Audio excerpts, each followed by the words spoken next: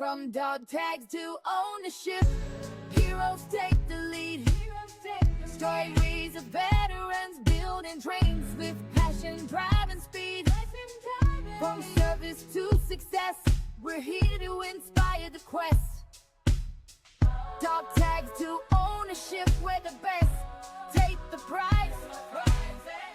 From the battlefield to the boardroom, this is Dog Tags to Ownership, the podcast where veterans share their journeys from serving our nation to leading in business. Hear inspiring stories of grit, growth, and the entrepreneurial spirit that drives those who've served to succeed.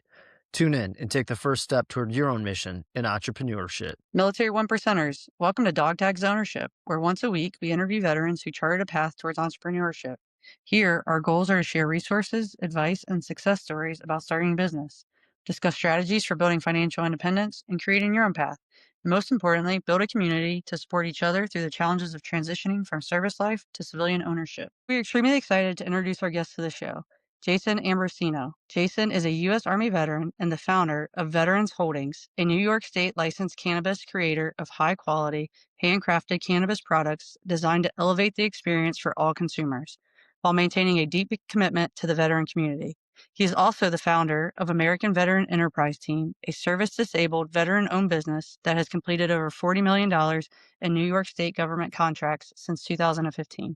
Jason, welcome to our podcast, and thank you so much for joining us today. How are you doing? Great. Thanks for having me. Thanks for having me out to tell the story. It's a good one.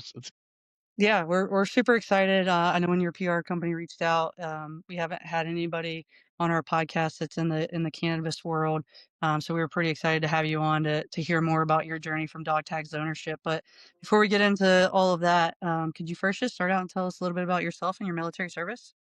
Sure. Yeah. So I went to the Military College of Vermont, so Norwich University, and I graduated high school in 2000. Went to Norwich, and by the end of my first year, I got a call from still remember her name, Major Newell, and she said, "Do you want to go to college for free?" And I was like, "Well, I guess so.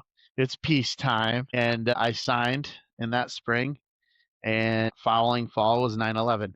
Dramatic change after that. In 2004, I graduated, commissioned as a second lieutenant, and headed off to Fort Hood and was served under the 4th Infantry Division with 110 Cav, deployed to Iraq. It was during that time that I was in Southeast Baghdad, and it was a pretty nasty area called Arab Jabor. I got blown up. Everybody got blown up. It was kind of what you did. And, I didn't know it at the time, but it had messed my back and my neck up pretty significantly. Back then, if you didn't have guts falling out of your stomach or, some sort of, bone sticking out, it was kind of like rub some dirt on it and get back to work because we've got a mission to accomplish. So there wasn't a whole lot of thought that was put into it. And when I got home, uh, things were just different back then. That's the best way to put it. I didn't realize I had these problems until a couple years down the road, and I was at Fort Knox. That was my first company command, was at Fort Knox for the training brigade, like so many folks. I started having these problems with my neck and my back, and like this like pinched nerve feelings all over. And they just didn't do much for me. They kind of like waved it off, and I ended up going to the 101st Airborne, and I was doing some strenuous stuff. I guess it was actually, I think it was rope climbing where I really kind of felt it for sure. And I was like, oh no, there's something seriously wrong. And I ended up getting an MRI and all that stuff, and found out that I had cervical stenosis and spondylosis and foraminal narrowing and bone spurs and all this nasty stuff. And they told me I had a neck of like a 50-year-old. So I ended up not deploying. They went to Afghanistan. I stayed home as a redetachment commander. I was pretty bummed. I was a combat arms guy. That is not what we like to hear. My unit got back. It was a difficult deployment for them, and my commander was like, "You're kind of in a situation here where we want you to stay around in the Army, but you're going to have to find a different functional area because they're going to move you out if they know you can't deploy." So that's where contracting acquisitions came in, and I kind of took up the business arm of the Army, changed functional areas. The Army sent me around to get my MBA from the College of William and Mary, amongst a bunch of other schools all over the country, a lot of in San Diego, acquisition schools, things like that. And then I got sent to Fort Drum after pretty much 2 years of training. And I was a contracting acquisitions officer for a couple of years, and then the big downscaling of the military of 2014 came along, and My year group, I had a long-term profile, obviously, and my year group went from a 70% promotion rate down to a 30% promotion rate. And the first people they get rid of are the ones that have been on profiles for a while. So, I was told I had 7 months to get out of the Army. And I said, well, I got something for you guys too. Here's my retirement packet. And we went through that whole thing. One of the questions you guys had was about transitioning, and I think that's where a lot of folks, particularly civilians, don't understand the complexity of that change. And the only thing I can explain it as is, imagine that you had a family that you were super close to, and you had these cousins that maybe you only saw once a year, but like when you go back with a cousin, like it's like you never missed a beat. That's that relationship. And that's how it was for most of the folks in the military. I don't see you at this duty station, but I'll see you a couple down the road. And you lose that immediately.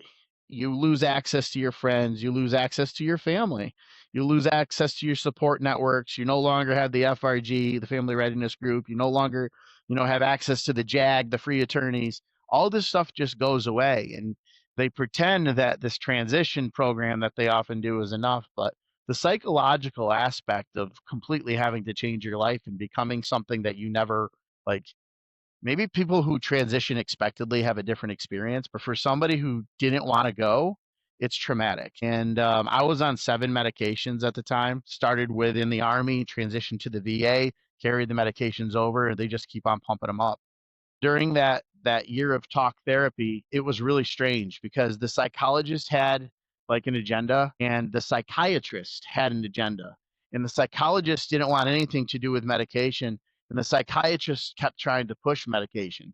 And as a veteran, I was confused. I didn't know what to do. I knew I didn't want to take any more medication. So, I kind of made that decision at that point in time that I needed a major change in my life, because all the medications, I was out of the Army now, all the medications they were putting me on was turning me into a total zombie. I was not functional. I went to work for my parents who owned an electrical construction company, felt like a worthless employee because I could never get to work on time because I was literally high when I'd wake up in the morning. And it's not even a good high. It's like, I don't remember where I am type of high. And it was awful. And I ended up reading this book called Acid Test by this author named Steve Schrader. I think it's the purpose of like healing these traumatic events and like restarting essentially. And LSD was this substance that could break the concrete block and put it back into a form. And then MDMA came along, and through therapeutic use, or basically underneath a psychiatrist's supervision, is like a fine chisel that would continue to form that. And then the final polish cloth would come along, and that would be the cannabis. And that was how they were like treating these PTSD and traumatic situations. And they had all of these actual case studies from these underground studies that were doing it, showing like tremendous success. And I can remember thinking at the time, right, there's like two things that could happen here.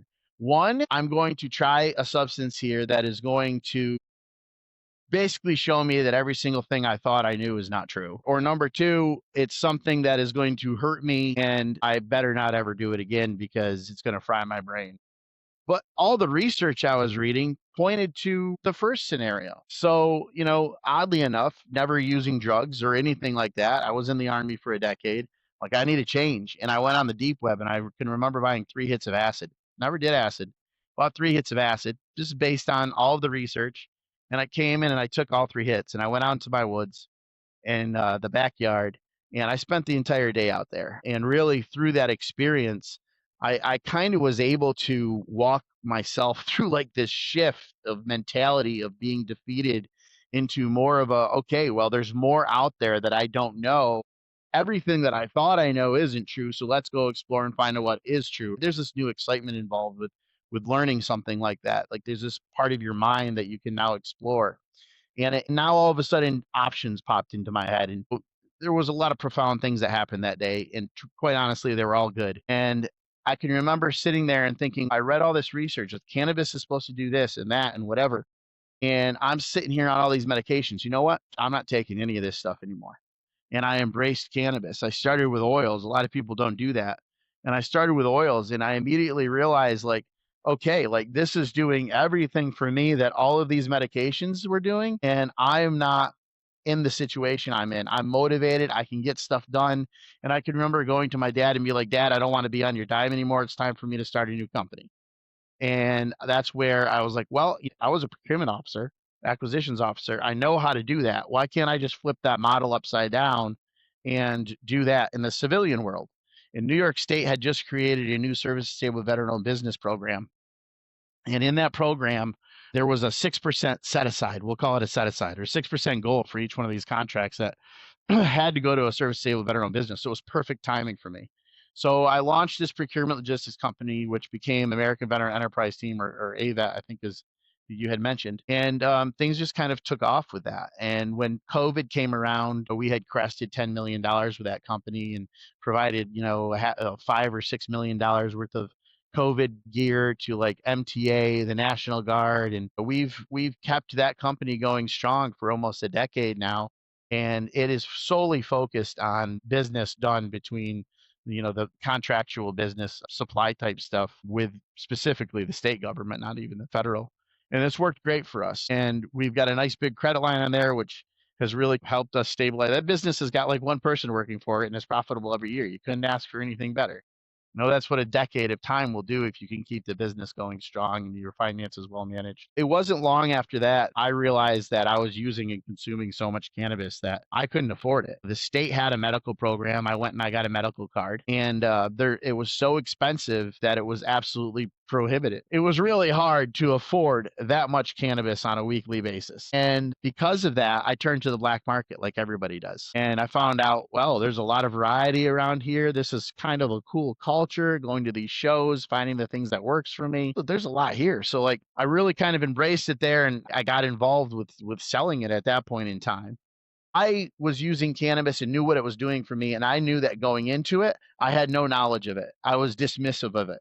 And it needed somebody that had basically my background or my history to come out and say, listen, it's not what you think.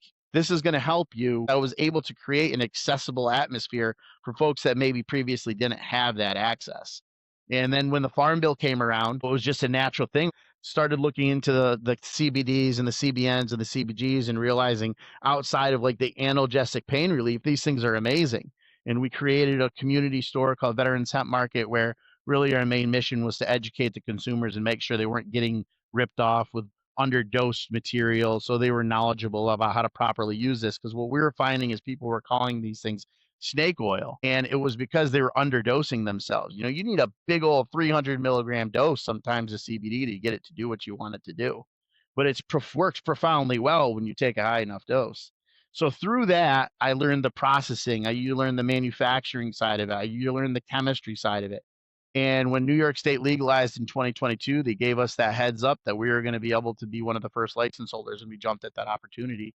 And that essentially gets us to, opening up a cannabis business. Wow, that's a very impressive story. So many people still in the service going through the traumatic brain injuries and things like that that you talked about that you went through. Then you doing the research to come up with, okay, how can I better myself and get off some of these meds?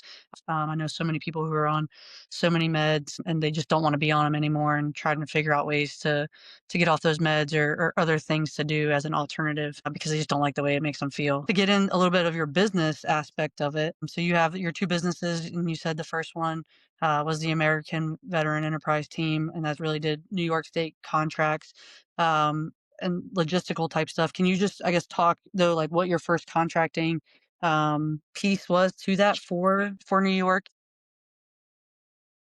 I can remember the first bid, and the first bid was it was lighting. My family owned an electric construction company, and I was fighting to get into the lighting industry, which is oddly competitive industry that's really hard to break into. I don't know why it's that way, but it is. And it was a contract that the state put out for lighting, and I kind of had the in with the folks that were selling that stuff wholesale and held that contract. And the one that came right after it, which we still hold 10 years later, was master locks for the New York Power Authority. So we have sold anything and everything. A couple of years ago, we sold the MTA down in New York City like 75,000 tons of rock salt. Like we will sell anything that we can make money on and sell it to the government. And you'd be surprised at how often we're beating prices, and that's how taken advantage of the government is, because they don't freshen up these contracts a lot of times. We had tractor trailer one where we ended up winning the bid for something $980,000, and the next bidder was 1.7 million. Not something you want to do, leaving that much on the table, but we still made us a healthy profit, especially for a 3-person company. So yeah, we've done a little bit of everything with that company. Are you kind of acting as like a middleman for that then? Are you essentially winning the contract and then You could call it a middleman because we don't own necessarily the means of production, but I think that in most cases that nobody, the person that you're buying it from, doesn't own the means of production. A lot of times we'll either go straight to the manufacturer and we will use that SDVOB leverage to get them to work with us when usually they wouldn't work with a smaller company. They'll potentially treat us like a master distributor without the master distribution requirements, or we'll go to a master distributor who often has pricing that's absolutely uncanny, and they can give you the discount if they want, and we've got the record to show for it, and then the fact that we're the SDVOB, and we have to get a piece of it anyway. So I guess in some instances we do middle things, but we actually buy it. There's no brokering going on. We're buying the asset and we're selling the asset. how long did that take you to I know you had some background in the military and doing that, but how long did it take you to get comfortable in that role on the civilian side to really understand the game and how it's played and versus how it was done in the military? Federal procurement's pretty tight. There's not a lot of room for manipulation, and oddly enough, you'd think there is, but there's not. Like, the federal acquisition regulations are pretty locked tight, and people take their jobs really seriously. I mean, that's exactly people like me that would be reviewing those contracts. And in the state government, it seems like it's just the opposite. There's a lot of fraud and there's a lot of corruption. There's a lot of manila envelopes getting passed around. There's a lot of threats from you. Like, I mean, I could tell you a story about how I had a lighting contract, and I had the best price. I knew I was going to have the best price, and this company called me up and they essentially told me that, hey, we're the manufacturer of this. We 100% know that the lighting is going to get spec to us, and we will give you a price that you will never lose on, as long as you never bid over 5% over what we tell you. So we're going to give you a guaranteed contract. Your kickback essentially is 5% for managing the contract, but it's a guarantee. That's completely illegal. And I ended up turning these guys in, and I was given death threats. You would never expect it. It was the lighting industry. I'm sitting here getting death threats, but I just don't play that game. I only have one employee now, and she pretty much runs the company. The company does about $5 million a year. We keep margins at about 10%, which is fantastic for me for a 1-person company, right? But to get to that point definitely took a full decade. And the other thing it took was the resilience of surviving huge losses. Like, I had $1 million stolen from me during COVID with a nitrile glove deal that went south, and nobody's coming to your rescue. That's the one thing you realize is it doesn't matter that somebody just robbed you. The FBI is not helping, especially during COVID. I had to come back from that, and I had to figure out how to recenter myself. And you lose $1 million, and it kind of changes your headspace a little bit. The only positive thing was, like, I had it for a day. I did the deal 2 days later, so I never really. I say I was the shortest millionaire ever at that point in time. But it was traumatic, and because we ended up making like $200,000 that year, like, there was no deductions either, right? It was just a full face slap. You lost it, it's gone. And it took a lot of mangling and deal making to make sure everybody was whole. Sometimes it's like you take this huge devastating loss and there's a strategy there to get out of it, and usually you're trading money for time, and you just have to figure out how you can go long enough to right the ship. If you can't get to time, you're kind of screwed. What you've been doing with that company, and I think that's just great advice for folks who listen to our podcast, and follow it, because you're not always in the profit margins. Like, you sometimes have to take losses, but you have to be resilient about it and continue to go. So just you telling that story. But I guess from AMVET, then what got you into veterans holdings and going into that business after you had started AMVET and doing that, then what made you start up Veterans Holdings? So it's kind of neat, right? Like Veterans Holdings, I actually started before I even knew there was going to be a company. And I always keep one or two companies floating around that are they're just waiting for me to come up with something. And so Veterans Holdings was one of those. I think at one point in time I was like, oh, I got all these different companies. I'll put them under this one. But I had it sitting there. And in 2000, like I mentioned, in 2019, the Farm Bill came along, and we really embraced the CBD side of it. It's a great front too. And that was how we ended up at that level doing that. And before long, we're doing our own manufacturing. New York Honey, we manufactured New York Honey, one of our brands, in the black market before it became legal. And we were manufacturing that. That wasn't like some knockoff. Even in the black market, I think some people struggle because they forget it's still a business. I'm going to do this different from everybody else. Like, I'm sick and tired of selling all of the Cali brands, like giving them free press and everything else. I'm just going to take the risk and sell my own brands. But once the hemp bill came through, it was a lot easier to do that without having to, risk your freedom. And because we had the hemp stuff, they gave us the opportunity to become a licensed marijuana manufacturer. And I had the Veterans Holdings company sitting there, and I didn't want to use the Veterans Hemp Market name, and they allowed us to bring that other company in. So that's how we ended up with Veterans Holdings. Then from there, it was really like a rocket ship. Like, there was no sales and no sales. 2022 is when we were finally able to open the doors, but there was no dispensaries. So there's no place to sell anything. You've got the farmers growing. You've got us over here processing stuff. No place to sell anything. Finally, at the end of 2022, they opened one dispensary. By the first week of January, they had like 3 or 4 more open. So everything lined up perfectly for us because we were this little small, I think I can type of company that was used to working asymmetrically. We knew how to change on the fly.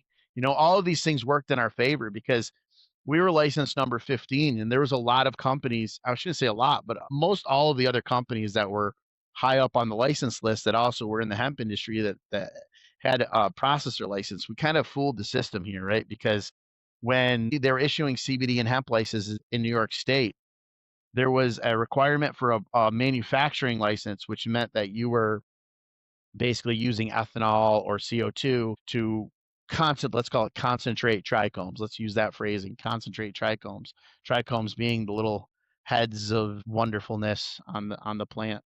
So you concentrate the oil in there, and that is the manufacturing of the cannabinoid. But there was no regulation for processing. There was no laws written for it. And processing being everything else. And because it was federally legal, we could buy the raw material from anywhere we wanted, the distillates, the whatever, and turn those into carts. We didn't have to even go through the system here in New York. That's what was great about it. And we did that, and we did well doing that. And we were able to force ourselves into this closed system that was never designed for us. We weren't supposed to win. We weren't even supposed to participate. But when they came through with the marijuana licenses, they recognized that, hey, you know what? We got to let these guys manufacture. We're giving them a processing license. There's not going to be that material on the market. They're going to have this. So all of a sudden, out of nowhere, we got this. We're processor and manufacturer now because we proved we could do it. Got GMP certified. And that really kind of put us in a higher league with all these other companies. But they had spent so much money to get where they were that because the industry was so slow to take off, a lot of them struggled horribly, and they're still struggling today. The taxes is really what killed some of these guys, where you had potency taxes initially in the New York State market. So things were literally taxed based on the total percent of cannabinoids, which is completely unfair because the test results are plus or minus 15%. It's complete ridiculousness. And we got overtaxed, in my opinion, compared to what it is now, 9%. We got overtaxed by $1 million. You'd think that the little guy would get run over by these bigger guys, and these bigger guys really aren't the bigger guys. The bigger guys are your Curaleafs and stuff like that. But relative to the size of some of these smaller companies, these guys have got some money behind them. And it just goes to show that sometimes maneuverability is more important than efficiency, because your efficiency is irrelevant. Move where the money is. There's this idea where money is a moving current. And if you want to catch the money, you've got to be in the moving current.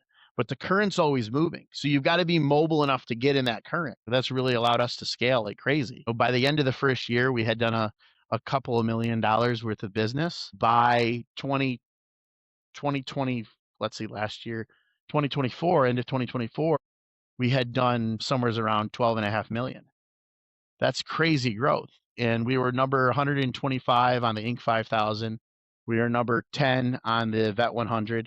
It's kind of storybook growth, and I can't explain all of it, except we were in the right place at the right time, and we made the right decisions. So I guess as you scaled, so you started the business as like a small business. You were really testing it on the black market, basically brought it to business once they passed the law in New York. But like I saw on your website that you have some brick and mortar shops. Is that like how you really scaled, was through brick and mortar, or was it online sales?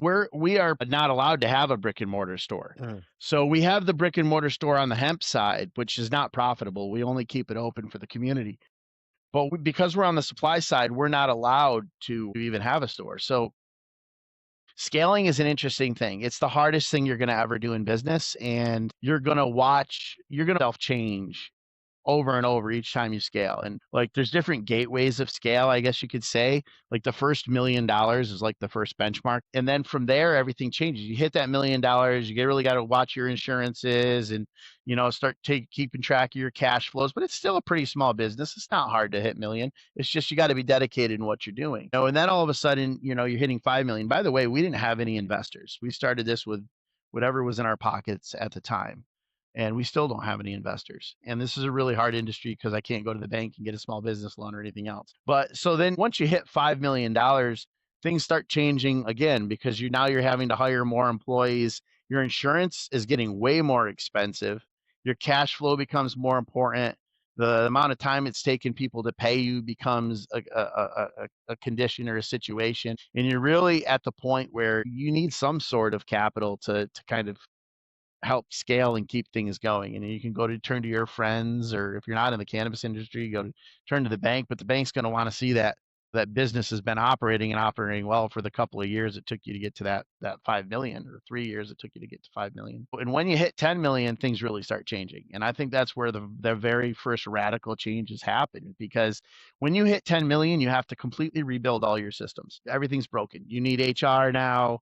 You need to handle silliness with employees at times. You need to handle, there's just every little thing that you don't think about when you aren't that size that ends up costing you time and money. Like if an employee is having a bad time at home and they need to come and talk to HR, they somehow turn into their psychologist. It happens all the time. And now, that's hours. It could be an hour that's now it's taken off the book. And it's not like it's not valuable, the time that they spent doing that, but like it's all that loss of labor it's all cumulative after a while. And then you start having trouble with finding employees that are willing to actually show up every single day. That doesn't seem like something that would be hard until you start having 40 or 50 employees and you're like 10% are always not here. Insurance gets insanely expensive. You really have to start looking at becoming institutionalized. And that's kind of a dirty word, because once you start growing beyond 10 million, you get up to that 15 million mark. We're hoping to hit, 25 this year. Once you get up to that 15 million mark, you really have to look at institutional side. You need to have a lot heavier or a lot beefier top line, right? You're going to actually need that C-suite. And now you're talking about people where you got to carry $150,000 to $200,000 payrolls. Everything gets really friggin' expensive, and every single dollar you make is less and less profitable. The margin just keeps going down. The bigger you get, the more the margin is going to go down, right? That's just the nature of volume at the end of the day. So there's eventually going to be diminishing returns where you're like, all right, well, we're either done growing and we can survive off of where we are, or you got the mentality that most of corporate America has had, is either you grow or you die. And if you're the grow or die type, then you better be looking for a buyout of some sort, some way to exit out of that business. So would you categorize yourself as a grow or die? I would say for this particular business, it is grow or die. American Veteran Enterprise Team is a different story. That is one you just keep. It's residual income that comes in with relationships that are built, long-term contracting operation where there's nothing to sell. It's literally relationships. But a business like this, which is high, like I have millions of dollars worth of equipment. That is a business that there's going to be a point in time where I cannot compete with these big guys. We are getting ready to go through a consolidation event just because of the nature of the cycle of where we are with the cannabis industry. And it's kind of fun to be in this industry because you can look at the history book and you can see these cycles that evolve, and they're the same cycles. They just keep evolving throughout history. And each time we get a little bit further down in history, the cycle gets smaller and smaller and smaller. And with cannabis, because it is like this isolated market, which is like trying to catch up with the rest of where society is, and that it's not quite legal yet, what we see is a rapid evolution from like the start of an industry to where we are now. It's only been 4 years, and it is completely changed, completely different. There's nothing about day one that is like now, but what we can do is we can compare it and see based on the cycles of other businesses, and we know where it's going, but we know it's happening at a wickedly expedited pace. And if you can kind of like calculate that pace, you can predict the future. And that's where we are. Yeah. No, it's super interesting. What advice would you give someone? Obviously, you have a strong entrepreneurial spirit. I don't know if that comes from your parents, your upbringing with them being business owners, but what would you recommend to a veteran that's, thinking about starting a business or doing something outside of a 9 to 5, besides being persistent, sticking with it through the highs and lows, but what advice would you give them? Well, I think I had to choose entrepreneurship because I'm an awful employee. I'm a good entrepreneur. I'm an awful employee. I think that fundamentals are king. If you're looking at doing something, you really need to sit down and crunch the numbers at the end of the day. I do a lot of helping out folks, and the amount of times that I've seen absolutely impossible businesses that are being presented is a lot. It's high. I mean, just even in the New York State cannabis market, with we've got this micro business license type, and I've got an indoor grow. I've got an indoor grow license, 5,000 square feet. I have not built it out, and I don't intend to build it out because once the numbers were crunched based on the utility rate increases from National Grid, that's a fixed cost. I can't change that. So as that continues to go up, the price keeps going up of what I can grow for, but the price people want to pay keeps going down. So that is not a business that's going to be worth putting together because it's going to cost me $2.5 million to build out.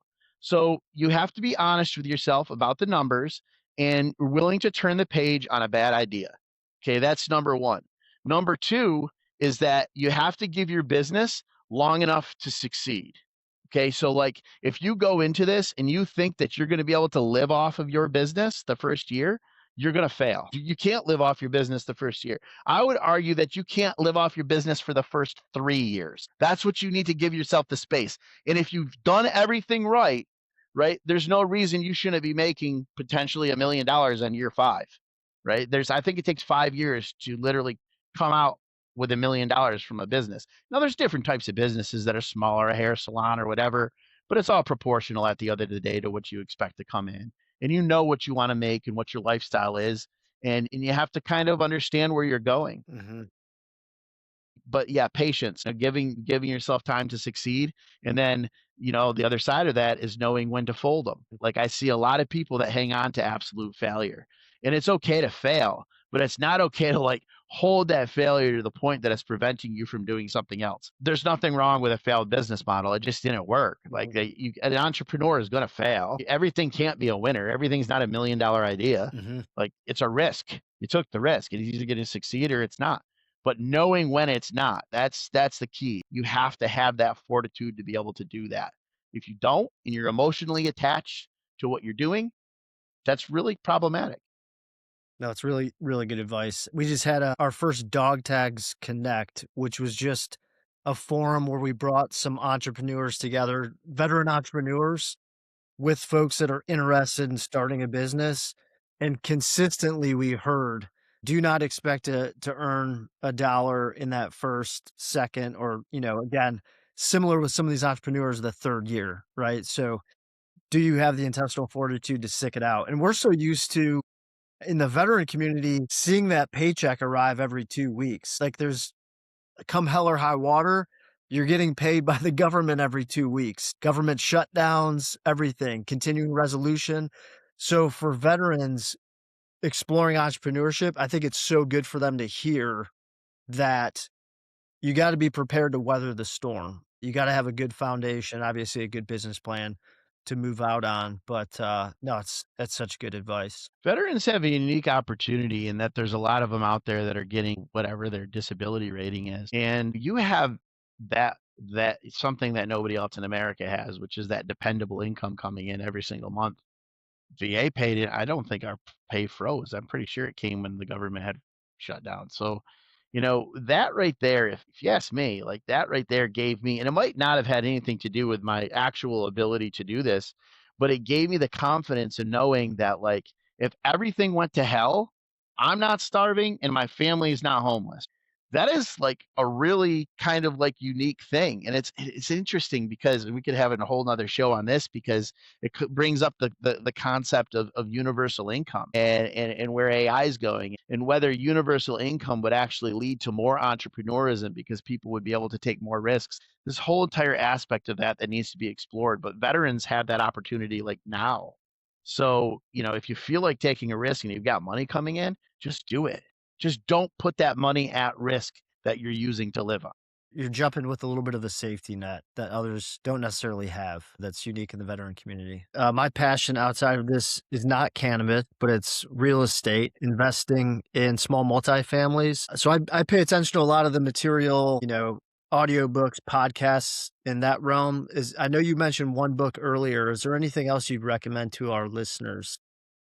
I have mandatory reading for my C-suite and my managers, and it's How to Win Friends and Influence People. It's an absolute pivotal book, and if you're looking at being in business, you absolutely need to read it, especially if you've been a little bit unique in your life and you think that people liking you doesn't matter. If you want it to go into your pocketbook, it sure does. But there's a way to handle that, and I don't want to use the word manipulate, but I mean, that's kind of what that guy's books are about at the end of the day. A great book, How to Win Friends and Influence People. Great, thanks. Yeah. I read that book. It's actually really good. And I think it's great for all business owners, especially when you're talking about networking and marketing and how to get your product and brand out there. So great recommendation. Thank you. So our last question of every episode, Admiral William McRaven authored the book, Make Your Bed, Little Things That Can Change Your Life and Maybe the World. So Jason, do you make your bed every day? I don't. I don't make it every day. I make it sometimes, but I'll tell you this though. I have a housekeeper and I don't allow her to make my bed because I believe that if I've made the choice not to make my bed, I'm the one that has to sleep in the bed that's not made. Right. Yeah, I like that. And so you said you went to Norwich, so I went to the Citadel. So my question, I guess, Sorry. on top of that is, Norwich, you guys had to have your beds made all the time, right? As well? We did. That might be why I don't like making it. Yeah. Okay. So that's what I usually follow it up with people who went to military But you school. know how it was as an upperclassman, right? Like we all made our bed on top of our bed. Yes, exactly. I was trying to explain that to Matt and some other guests before. So no, that's awesome. But I like that if you don't make it, then nobody else should have to make it for you. So that's a good piece of advice. Now, Jason, we just want to thank you for spending almost the last hour with us today and sharing, your experience, your transition out of the military, which is not super typical of some of the guests we've had on and how you overcame some of the turbulence you had in your life and what you've accomplished. I think it's great. It's inspiring for our listeners to hear. Military one percenters, whether you're brainstorming your first business idea, already running a company, or just curious about where to start, Dog Tags to Ownership is the place for you. Please hit that subscribe button to receive all new episodes. Also, if you know someone who has turned their dog tags into ownership, drop us a DM on social media or tag someone. We're always looking for new guests to bring onto the podcast.